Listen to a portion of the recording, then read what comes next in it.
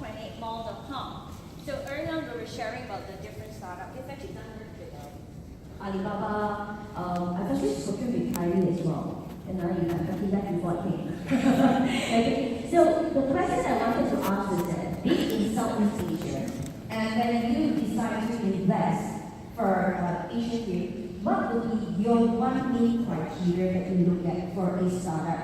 Because I'm sure a lot of people here today in Southeast Asia think that, well, I'm a startup and everyone's getting funding, but why is it that someone doing similar thing gets funded, the other one doesn't get? You know, so what is as you personally, what makes you decide to invest in the startup? Like for us, we're doing cross-border. We are a marketing loyalty platform, so we want to help more brands to sell it globally. And then you'll always equip us with the bigger boys. So we have to find differentiation as well. So what would be your advice to the startups that we have here in Malaysia and Southeast Asia? Thank you. Tom, you're always turning people down. We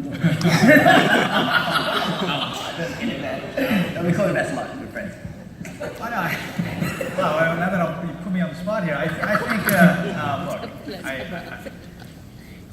I think, again, one is, look, roughly VCs will look at three things. One is obviously the team, the market you're operating in, and what type of technology or differentiation competitive factor.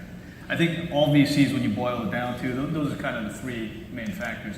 I think one of the things I can say what not to do is just because you read a headline in Deal Street Asia, Tech in Asia, like, oh, this company got funded, that must mean it's a good thing. I'm going to go copy and do the same thing. That's usually one of the worst reasons to go do a startup. And I think sometimes you see that a lot in emerging markets. And I remember back in China in the old days, I had this one entrepreneur who just would not let go of me one time, about 10 years ago. He's like, I went to a great school. I'm very smart, and I will work so hard. How come, how come I can't get funded?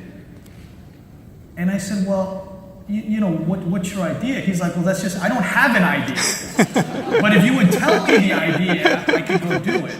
And I said, well, that's just exactly the point. So I really think the key thing is to start with the problem that you're trying to solve. And if that problem really is a pain point for many, many people, then I think you should start from that standpoint. I think too many entrepreneurs often start from the viewpoint of, hey, what can I do to get funded? Whereas they should look at based on their life experience. It's like writing. You got to write about what you know. When you're doing a startup, you also got to you're creating a company around a problem that you're very familiar with and that you can solve. And I think that's the real interesting thing in Southeast Asia is there's a lot of problems here that are going to be solved by the local entrepreneurs here. It's not going to be entrepreneurs from Silicon Valley, and it's not going to be entrepreneurs from China because they're not intimately aware of what those pain points are. Thank you. I see Cliff coming on stage. Thank you very much. Please give our panelists a big round of applause. You should have. I think I love the entrepreneurs that have a long vision and ready to learn, ready to pitch. If you start up a company, you want to win next year, you don't have chance. If you win next year, it's a small chance.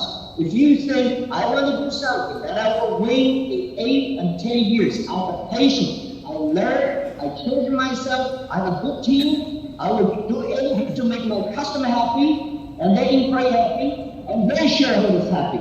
These are the people we will invest and we will support. Well, thank you very much, Jack.